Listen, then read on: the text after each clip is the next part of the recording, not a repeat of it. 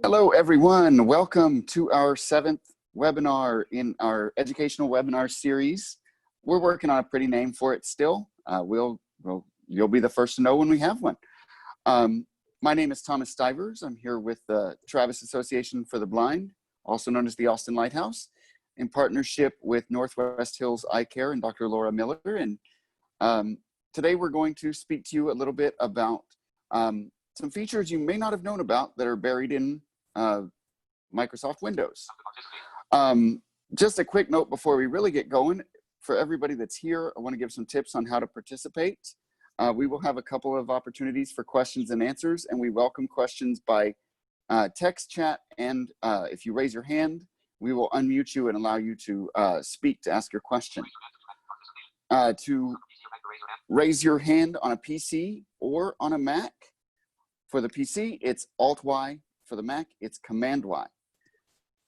If you're dialed in from a phone, to raise your hand, it's *9. And on a PC or Mac, to get into the text chat, it's Alt-H or Command-H. So if you want to join us and have anything to contribute, just raise your hand and we will acknowledge you as soon as we have a moment.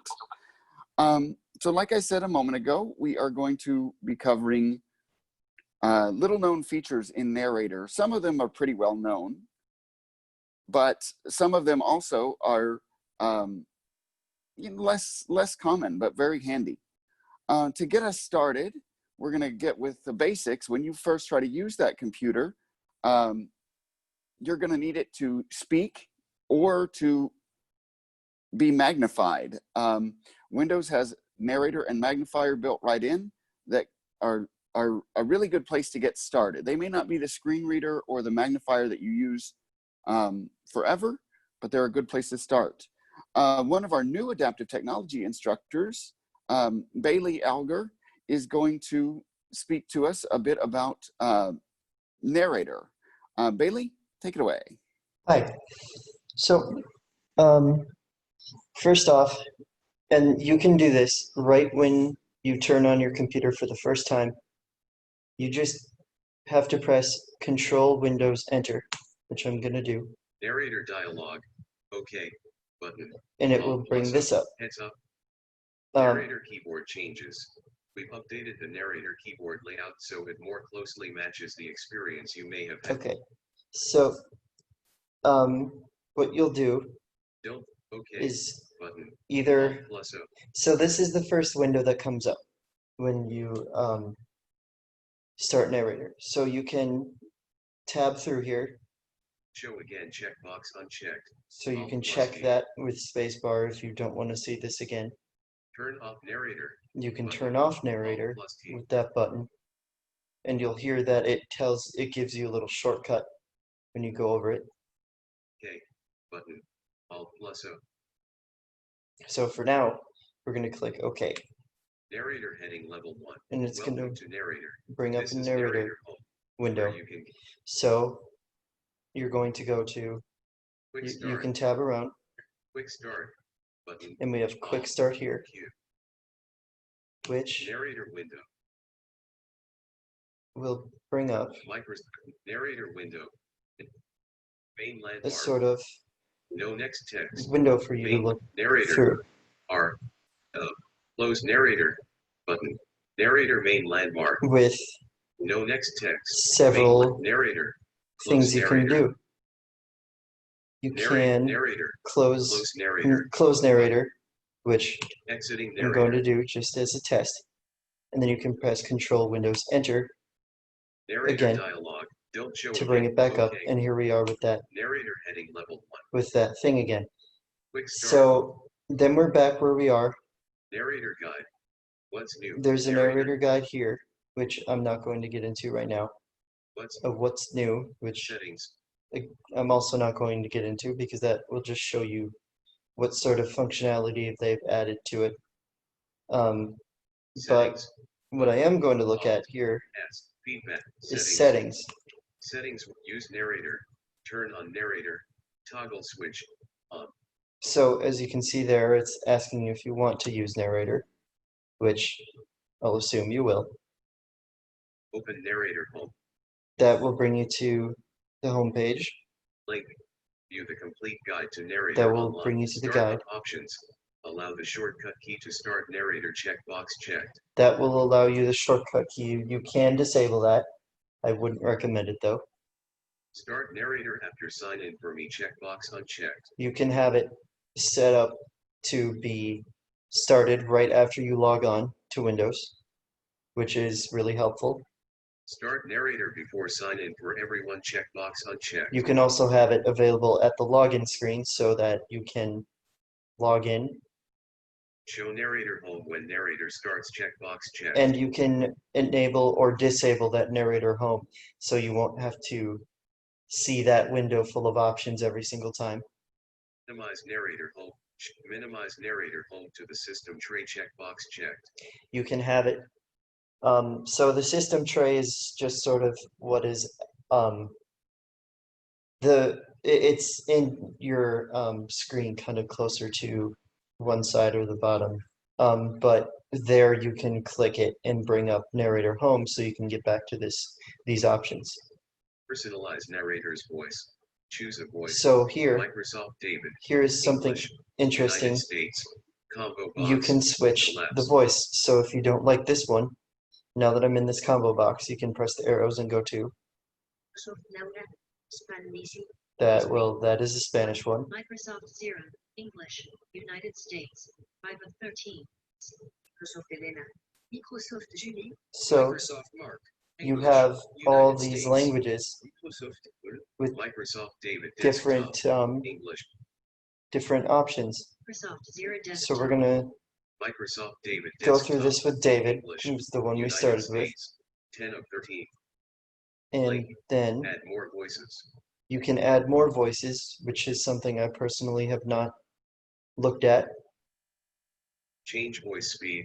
Slider Here at 10. you can change the voice speed. So if you want it to go faster, 11. you just have to start pressing the up arrow. Oh no, it is frozen Change on voice me. speed. Slider at 19. Oh, there it is. Change voice speed. Slider at 20. So now it's at 20. Or you could move it down. Change voice speed. And use it. Slider at 3. You could use it at that speed if you wanted to. Change voice. Now we're going to put it back Change to voice speed. Slider at 8. 10, where we were. Change voice pitch. Slider at 10. And from what I can see, the 10 is roughly 50% rate for any of these. So then here we have pitch. So 11. if you'd like it to be higher pitched, Change voice volume. Change voice pitch. you can do that, or you can have it low, whatever you're comfortable with. Change voice pitch. Slider at 3. Now we're just going to put it back to 10. Change voice pitch. And then here Change voice volume. is voice volume. Slider at 100. So it can't go up anymore, but if it's either too loud or too quiet for you, you can adjust that. For the volume of other apps when narrator is speaking. So this checkbox is something checked. interesting. This is called audio ducking. So when narrator speaks, so you can better hear it, it will turn down the volume of other apps you may have open.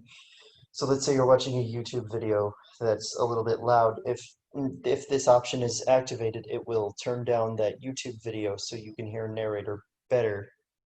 But you can turn that off. Select where you hear narrator's voice. Default This audio device. Combo is box. more Lapse. if you want to. This one I can't imagine would be used too terribly much, but it So- does.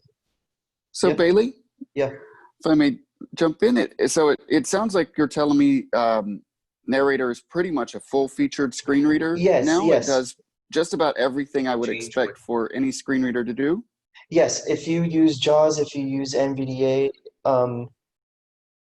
you will be very familiar with how Narrator works. It has made leaps and bounds in the past few years, and it is. Will I have to learn a different set of hotkeys for it?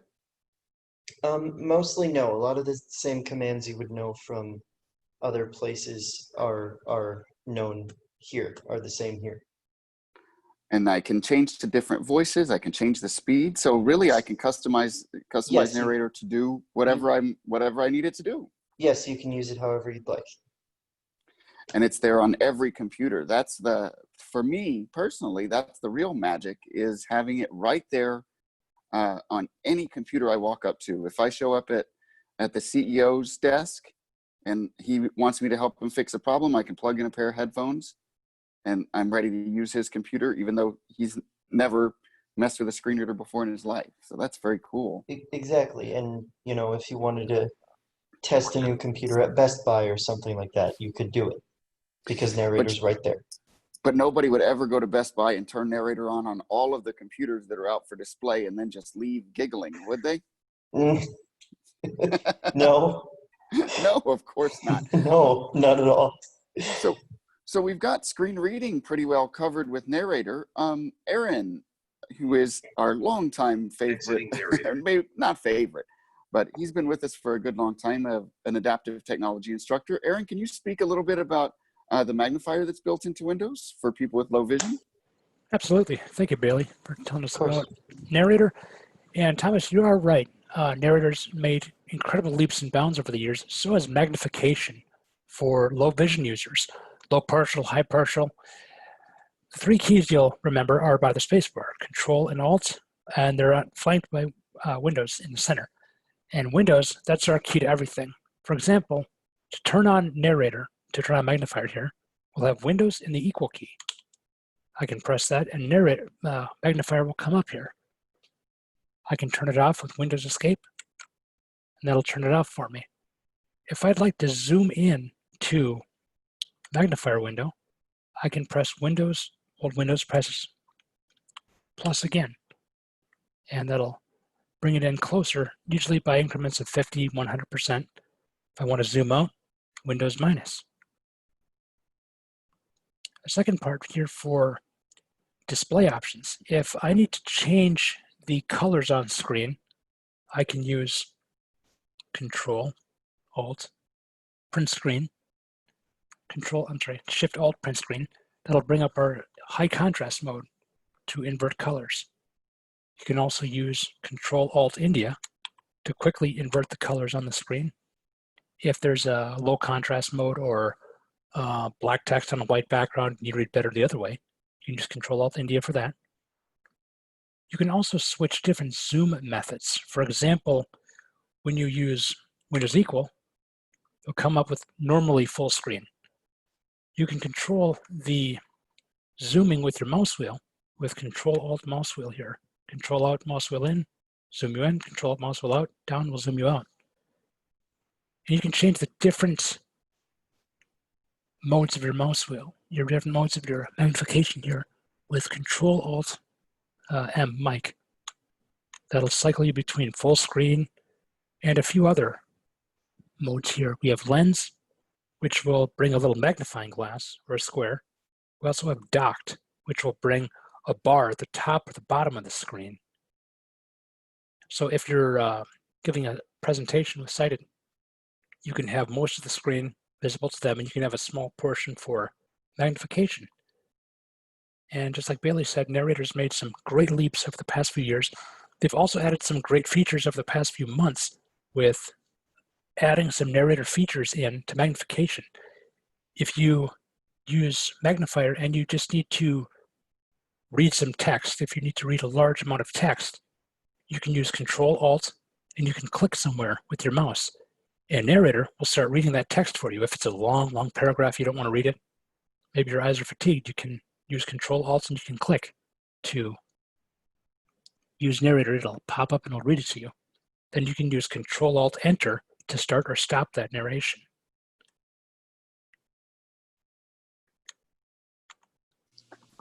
All right, that's very cool. I'm so excited that we have screen reader and magnifier built right in, from the start. Does anybody have any questions or comments about the screen reader and magnifier? I see a thanks from Regina. I appreciate that. We all appreciate that. Anybody else with any questions? Nothing right now, no hands raised. Looks like no. Okay. Another feature that got a little bit of excitement when we will be sharing the Word document. Thank you for asking. Another feature that got people excited when we mentioned it at our last webinar was the dictation feature, the ability to get text in your document without having to type it. That is built right into Windows in some of the newer versions. It's not in Windows 10 when it first came out, but there have been a lot of updates since Windows 10 was brand new, and dictation came along with that. To start and stop dictation, all you have to do is press the Windows key and H, and you'll hear a little chirp, kind of like you do when you start or stop dictation on your phone, if you're familiar with that. You can say a sentence. I recommend saying smaller chunks and stop it, check what you've got. That way you don't say a whole paragraph and suddenly something goes wrong and you have to say the whole thing again. So let me do a quick demonstration of dictation. Get my screen reader turn to a more manageable speed. Run dialog. Untitled Notepad, edit. And I'm just in a regular Notepad document. Now I'm going to press Windows key H. This is a sample sentence that I am typing using Windows dictation, period.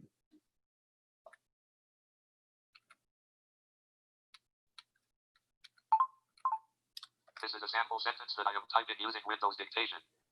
And it got it just right. Let's see, did it get the period? It did get the period.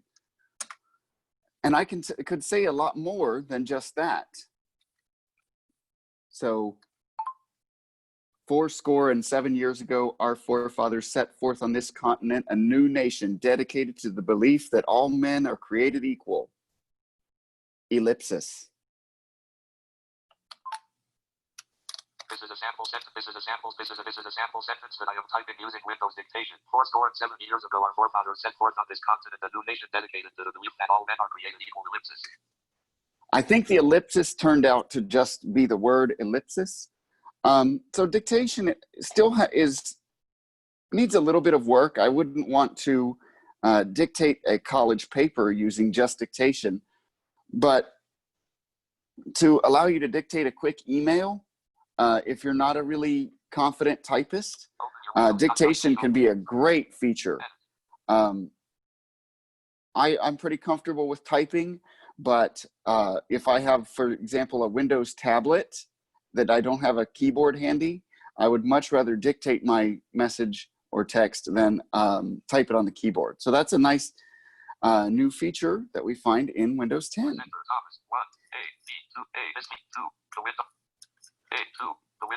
I heard somebody say, wow, had no idea. That's what I want to hear. That's what I was hoping for with this.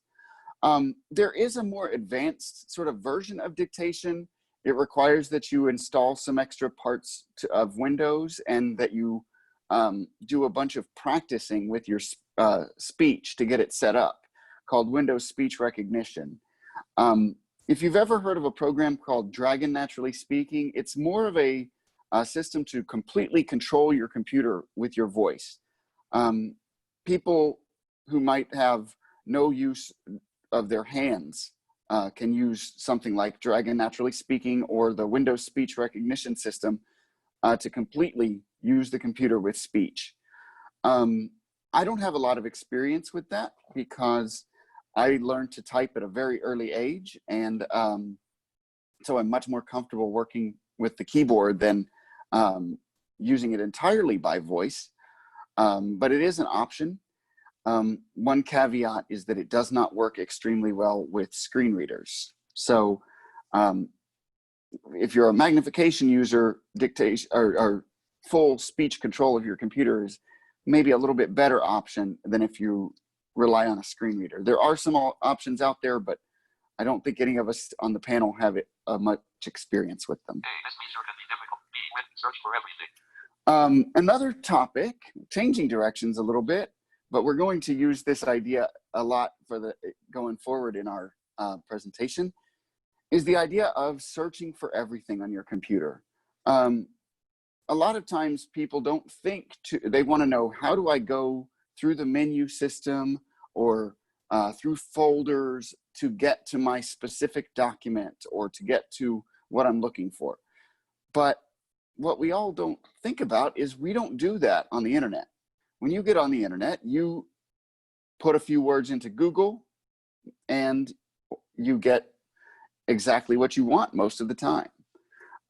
Windows has a feature that's much more like Google and allows you to search for programs, settings, files and folders, email messages.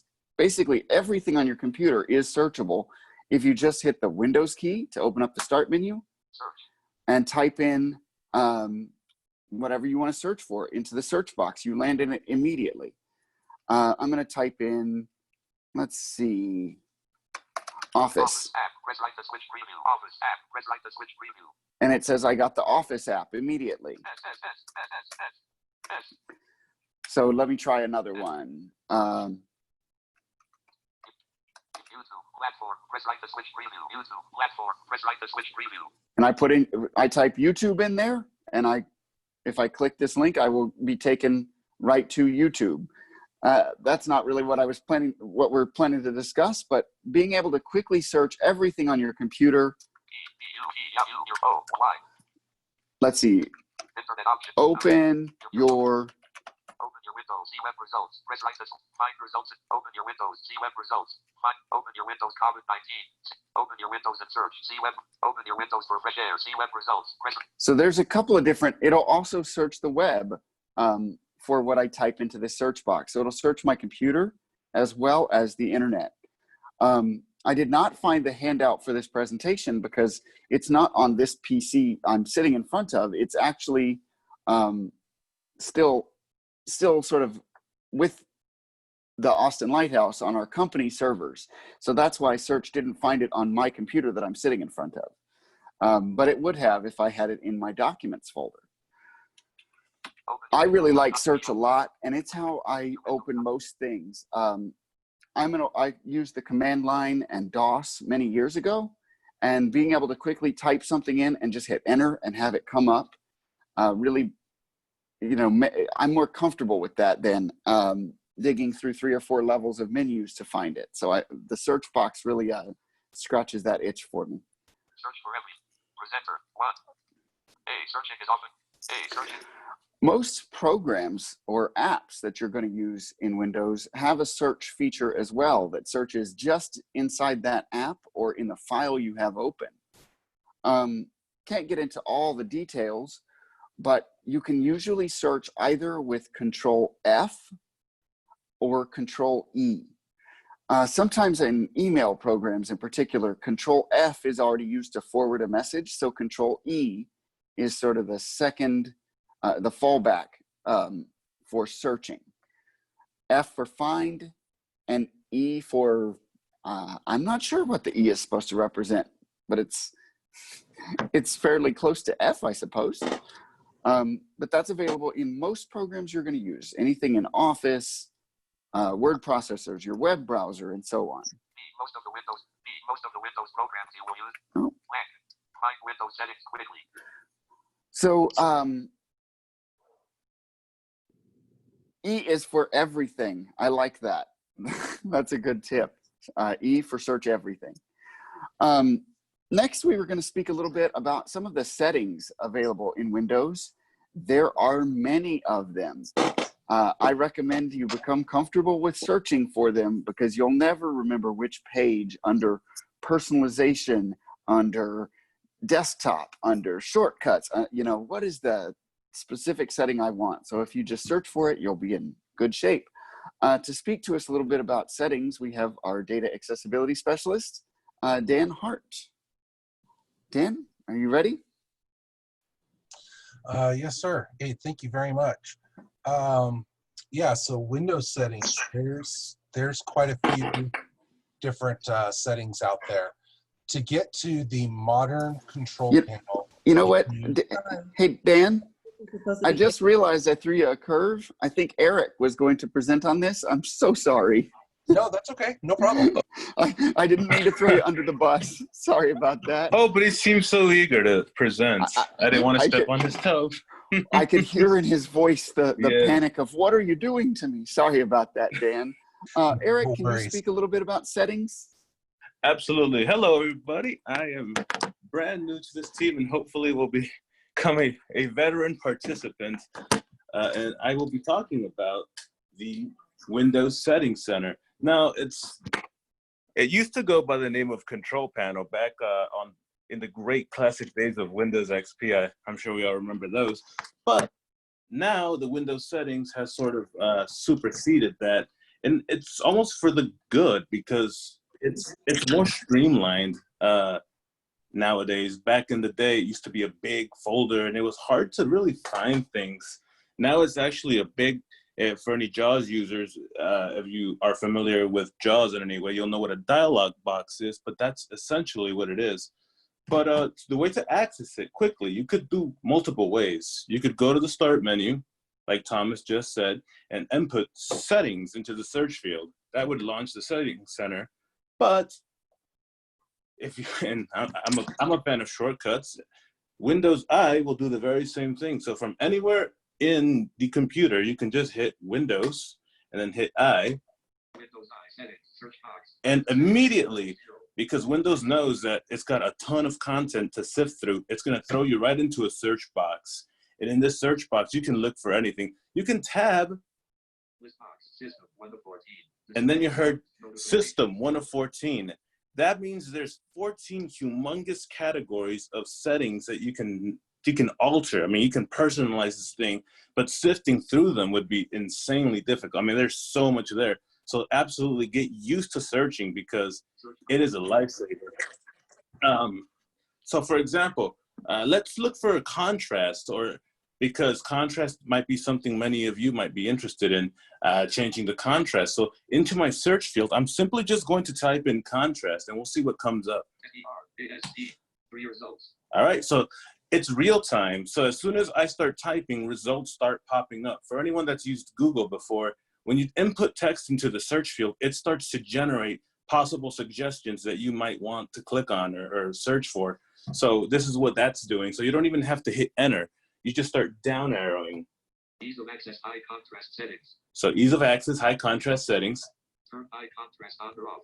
And there we can turn high contrast on or on. So if I hit enter on that, Enter, turn on high contrast button, not checked. High contrast, use high contrast. Turn on high contrast button off to activate, press space bar. so as you can clearly tell, it's off. It's not on. It said it's off. And if I hit enter on this, it would turn high contrast on.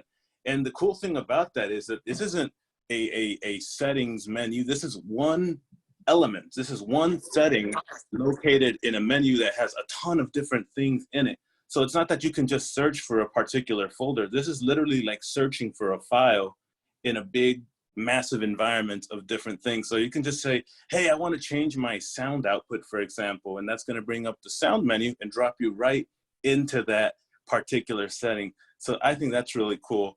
You couldn't do that so well back in the days. I know we all miss XP, but this is actually a humongous upgrade, and it makes just modifying your PC so much better.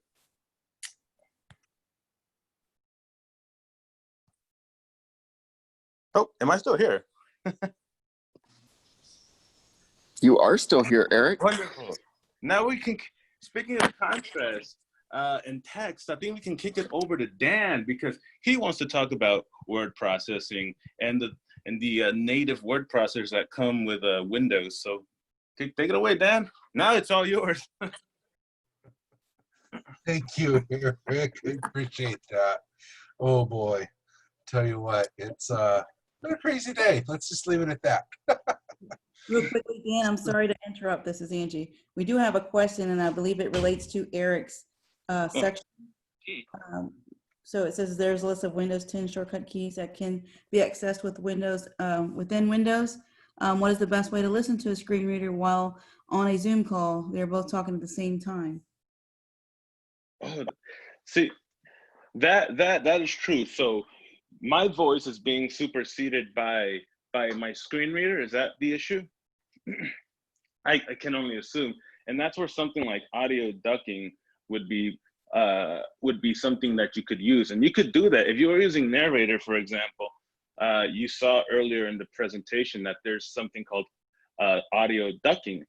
And if you select that setting, what happens is that whenever the screen reader talks, your voice would be muffled, or whatever background sounds would be suppressed slightly so that you can hear your screen reader. And that's something that can help with, you know, not being able to hear your screen reader. As far as my voice being overshadowed by the screen reader, that you know, that's just part of it. I don't know if you guys have any solutions for that, but that's just part of using the screen reader. Unfortunately, sometimes screen reader is going to overshadow the presentation or something else that you might want to be listening to. Hey, Eric, this is Thomas. One thought I have on that, it's a little bit of a nerdy solution, but it can work. If you get something like a USB headset that actually acts as a second sound card for your computer, then you can have your screen reader come only through your headset and your Zoom audio come only from the laptop speakers, or the other way around, however you prefer it. For me personally, getting those two sound sources to come from separate places is really important if I'm going to really try to engage on both sides. If I need to be carrying on a chat conversation and keeping up with the verbal conversation. Actually, one of the reasons we have Angie here with us to help out is she's watching that chat for us, because as screen reader users, it can be a lot harder for us to keep up with the chat and do our presentation at the same time, because it's all audio, so it all kind of can blur together. My answer is to get a second set of headphones, or that specifically are USB, so that they act as a separate sound card. And I believe that Aaron sent to the chat a list of Windows shortcuts. So I think that'll help. Also, typing Windows keyboard shortcuts in that search box that I talked about when you just press Windows is going to likely bring you to the same article Aaron posted on the Microsoft website. It has a lot of shortcuts. I'll just warn you, there's a lot of shortcuts built into Windows. So learning the ones that you need and letting the rest go by until you find that you need them at a later date is pretty important. All right, Dan, are you ready to wow us with word processing powers of Windows? Sure thing. Thank you, Thomas. I will say that the best piece of advice, going back to those keystrokes, the best piece of advice that I was given is, and I think, Thomas, you gave it to me, was if it's something you do often, there's probably a keystroke for it, and you're going to memorize that keystroke. For keystrokes that you do not use often, if it's available in the ribbon, you don't have to worry about memorizing it, but you know how to find it. So I agree with you. There are tons of keystrokes out there on the Microsoft website. They've documented things very, very well. Alrighty, word processing. So there are two programs that are built into your Windows machines. The first one is going to be a very stripped down, no frills kind of a word processor called Notepad. If you tapped on the Windows key and in the search box, type in Notepad, all one word, and hit enter, that will open up Notepad. Kind of going back to what Thomas said about the old DOS days, this particular word processor is going to use what's called monospaced font. It's very bland. You cannot bold, you cannot center, you cannot do lists. It's a great place to just take some quick notes, and it will save it as a text file or a .txt on your computer. It's very, very small. And again, it can be good for something very, very quick that you want to save just with no formatting, no extra things to have to think of there as far as headings and whatnot. The second word processor out there is called Wordpad. Wordpad, again, you can access Wordpad by tapping on the Windows key, type in Wordpad, all one word, hit enter, and it will come up with the Wordpad program.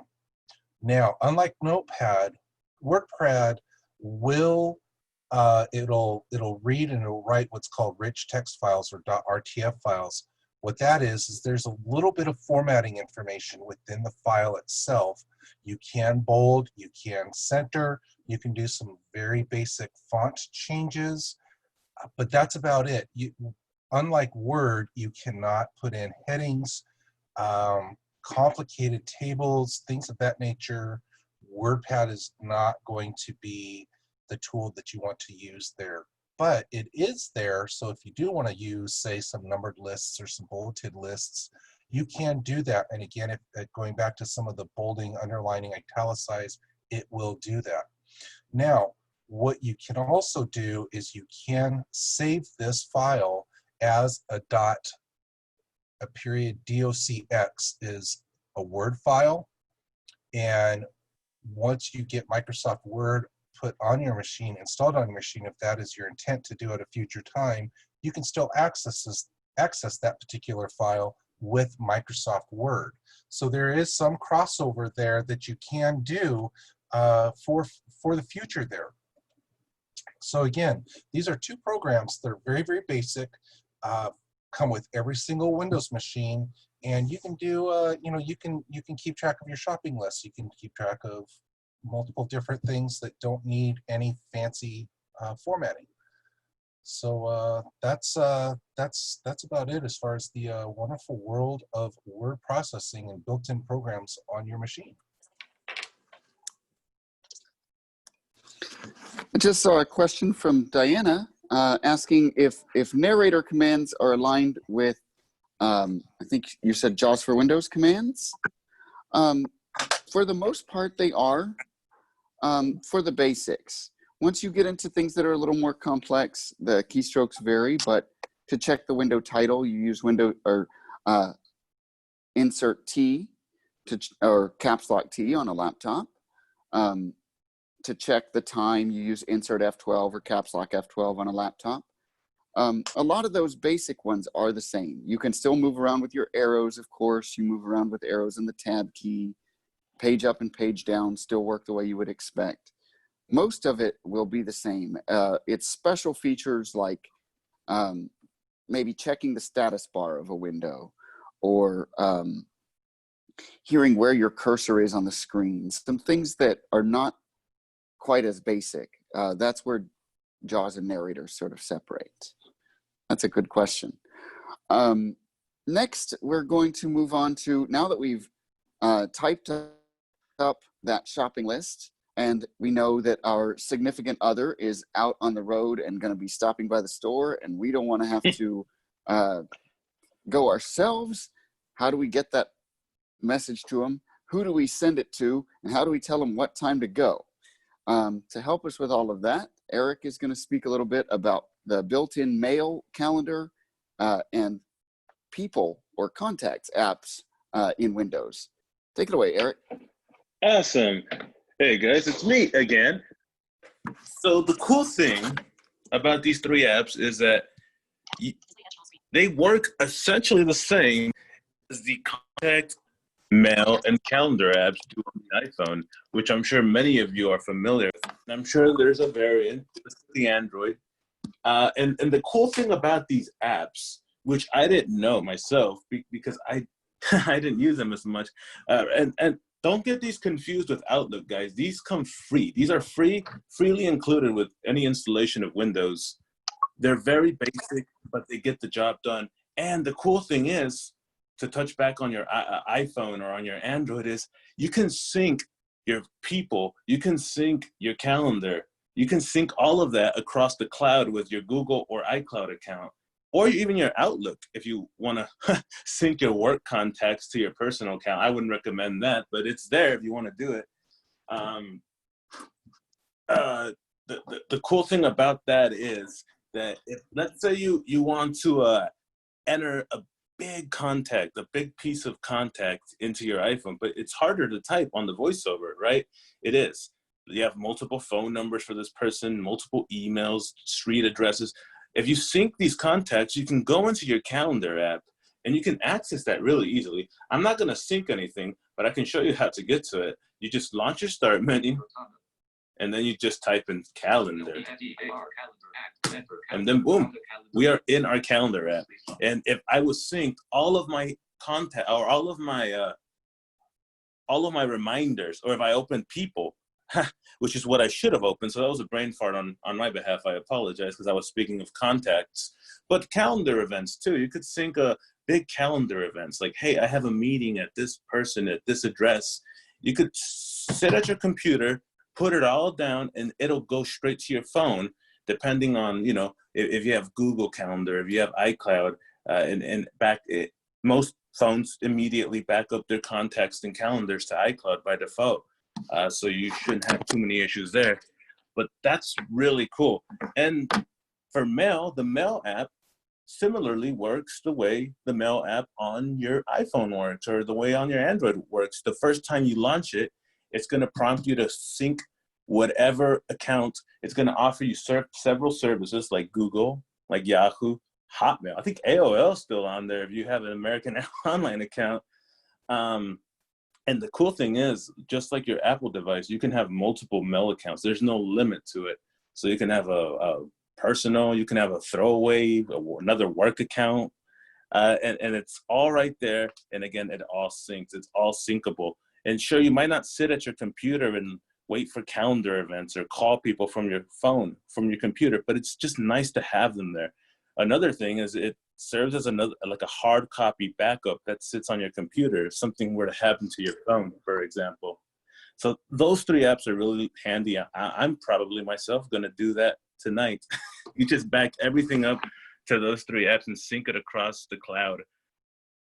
All right. And now we're going to kick it back to Dan. He's going to talk about the ease of access in terms of shutting down and restarting and doing all kinds of stuff with your computer. So back to you, Dan.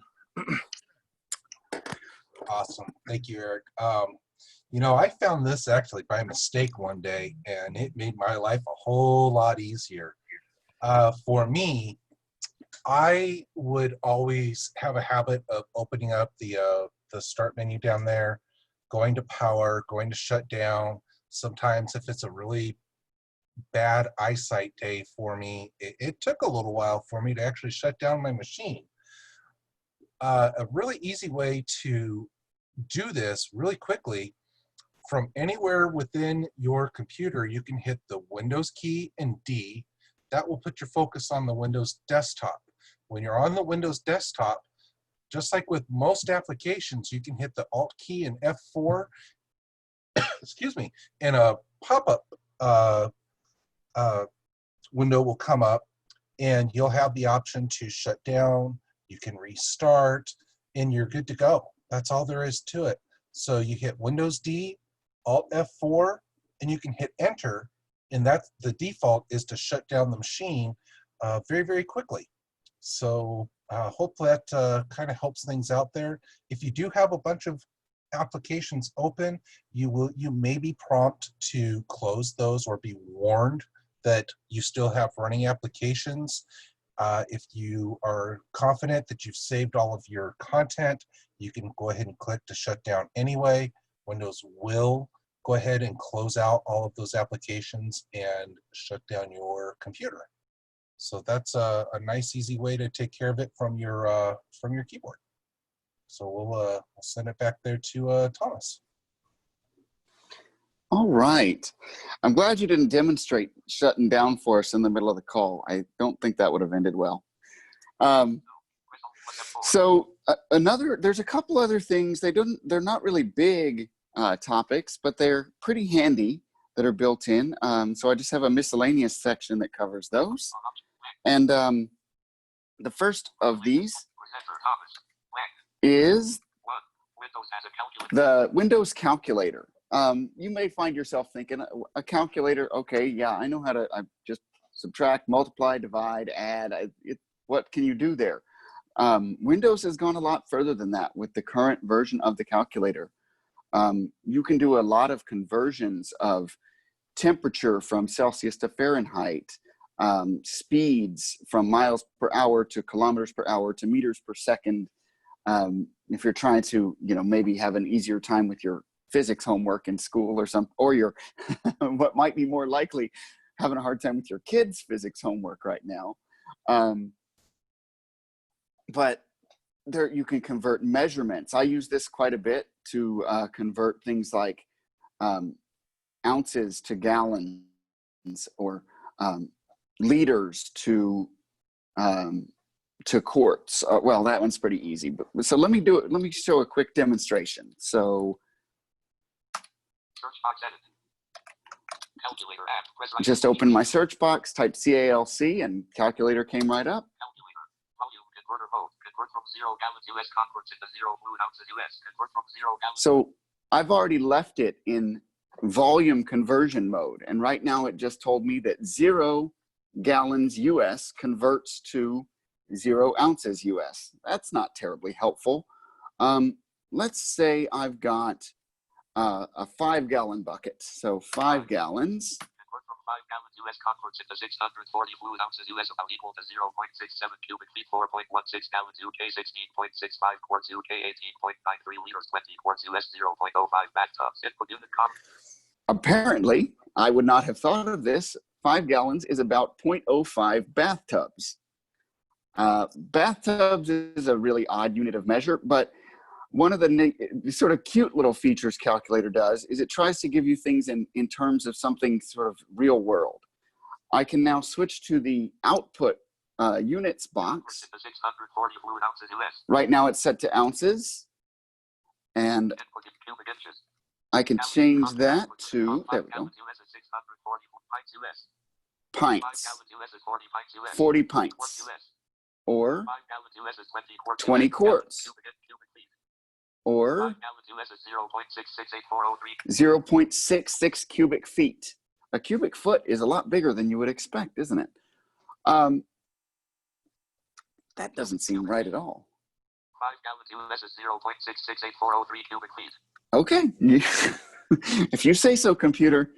But that's a really neat feature. I can do the same thing with temperatures and with speeds, with energy measurements like calories, and there's a lot of things that I can convert from one to the other. You can even do currency, which is kind of nice if you are curious about when you hear about something related to the euro on the news and you're going, how much is that in dollars? Pretty quick and easy to open up calculator and do that conversion. A couple other handy little tools that we have built into Windows.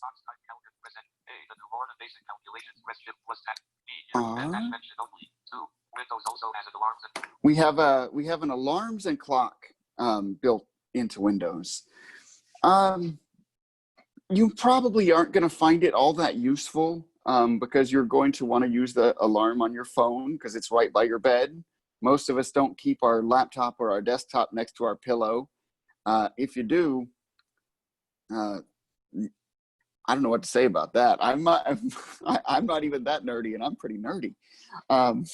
But you can have an alarm set on your computer, maybe to remind you that when work is over, that it's time to clock out, to remind you to take breaks at work on a regular schedule. Things like that can be a nice, handy reason to have an alarm built right into the computer. Also, just like on your phone, you have a clock that lets you see different time zones. If you need to know what time it is in California, rather than try to remember, are they ahead of us or behind us? You can just open up the clock app and take a look.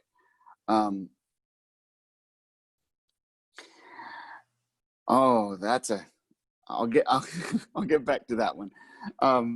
The clock app also has a timer, which is handy if you're just needing to time things around the kitchen. Again, probably better done on your phone, but it's nice to know you can do it on the computer. And a stopwatch, if you just want to keep track of how long you've been working on a document or a project. I just saw a question from Diana about why doesn't Narrator read what is shared in a screen share? The reason behind it is kind of technical, but when you share your screen, you're not actually sharing an interactive sort of desktop version of your screen. It's not the same as it's more like a video or a picture of your screen or that's being updated. That's why JAWS doesn't know what that picture represents. The best you could do is maybe get your screen reader or get some program to try to do optical character recognition, which is if you've ever scanned a textbook or a document into the computer and you get some errors, but you can mostly figure out what the text is. That's the best we can do right now technologically with these shared screens. It's a big frustration for myself and all the blind people I know about not being able to access shared screens during a Zoom call or during Teams or any other of the many conferencing platforms.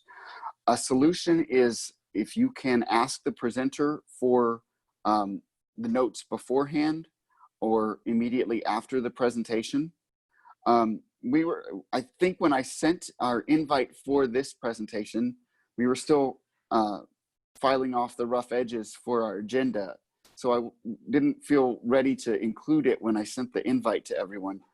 I'm going to try to commit next time to, and going forward, to always sending out the agenda to at least a draft copy of the agenda to everyone before we kick off these meetings, because I know that makes a big difference if you can follow along with what we're talking about.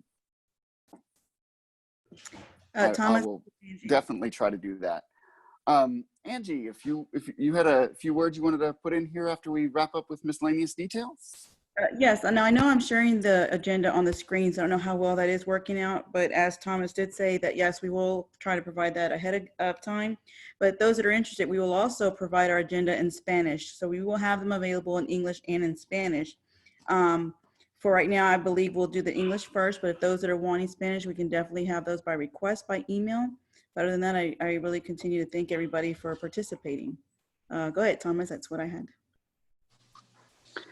That's exciting that we have a Spanish translation. That's very cool. I couldn't make that offer because I don't speak nearly enough Spanish. Nobody would want to read my translation.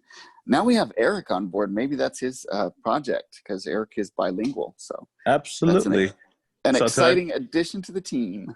Right. So if anyone wants to communicate with me in Spanish, please feel free to do so. Absolutely. Very cool. Thomas?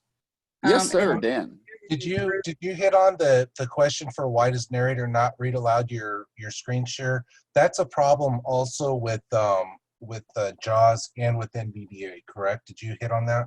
Yes, that's a problem with basically every screen reader I know of. I tried to give a little bit of the explanation. It's incredibly frustrating to us all. Yes.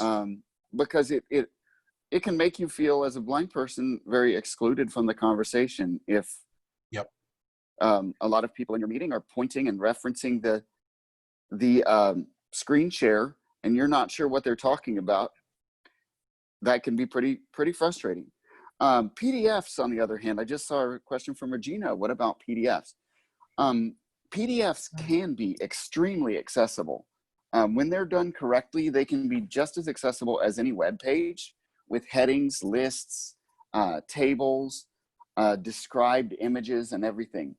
But what PDFs give, they also can take away. A PDF, if it's not done, designed with accessibility in mind, for example, if it's just a PDF that was created by scanning a piece of paper using an office copier, those PDFs are going to be images only, very similar to what you get with the screen share. So they are not accessible.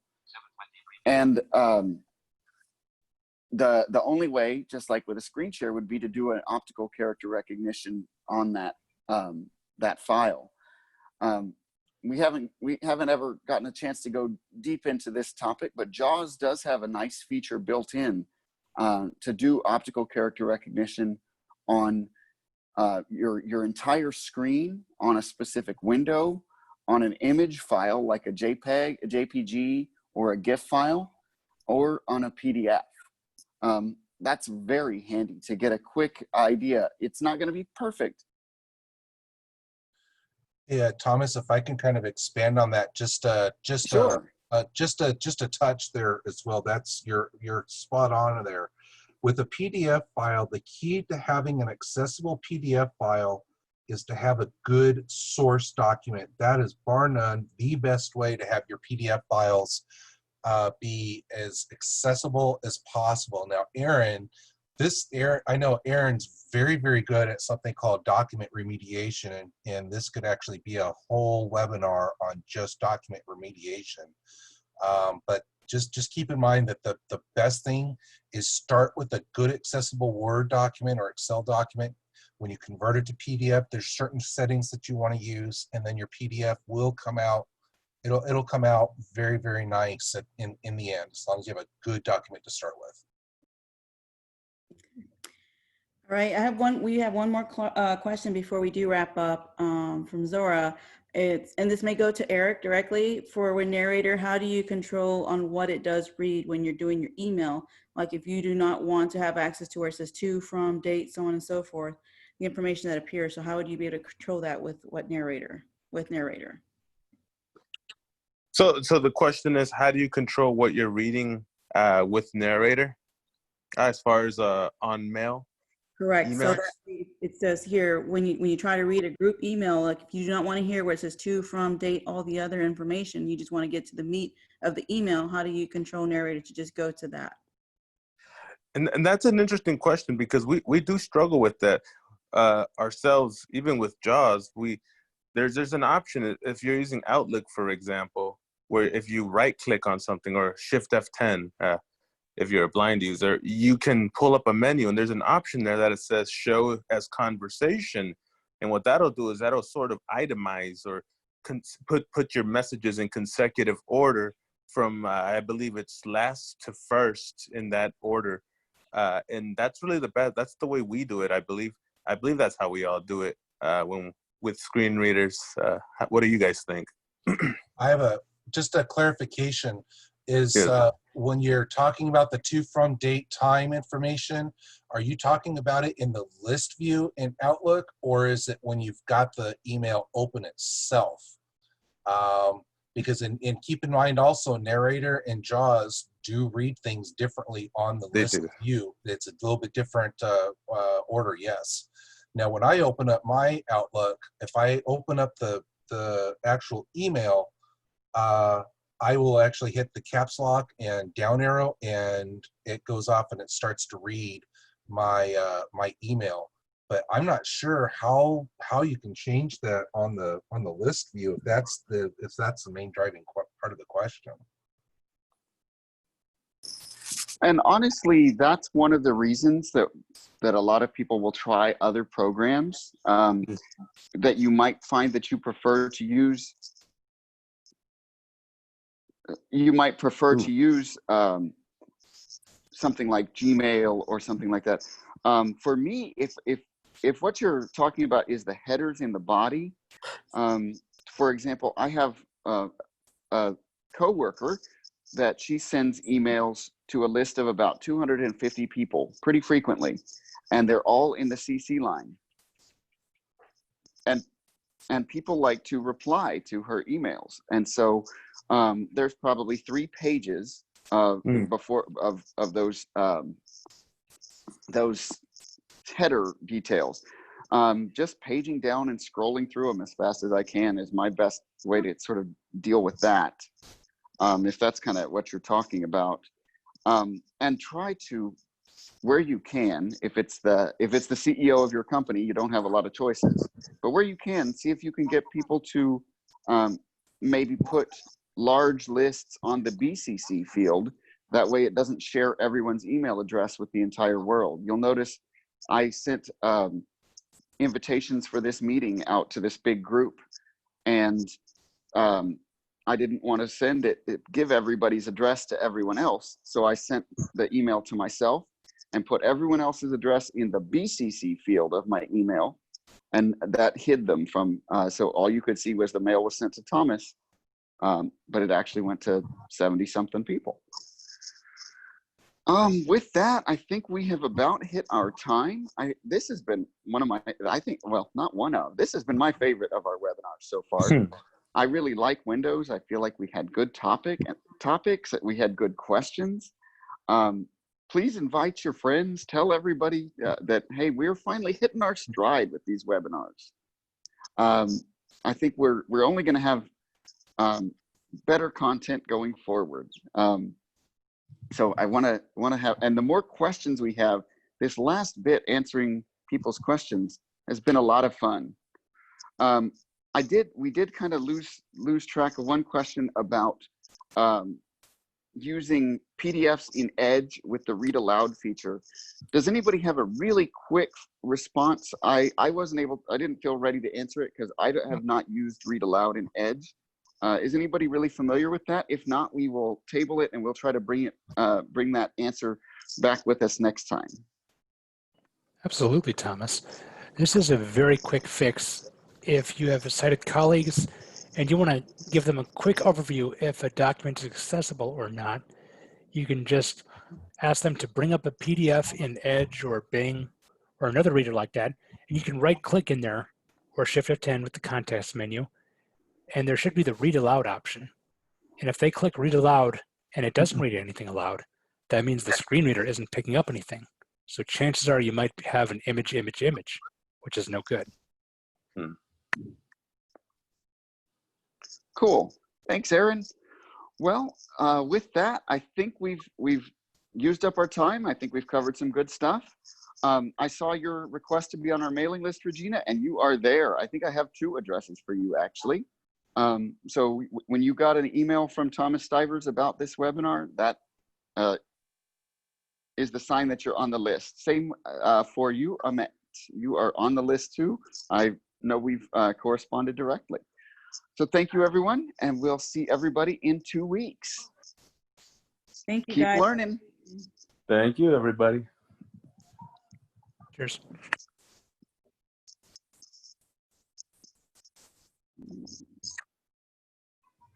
All right, so let's see. Did Thomas drop? Seems that.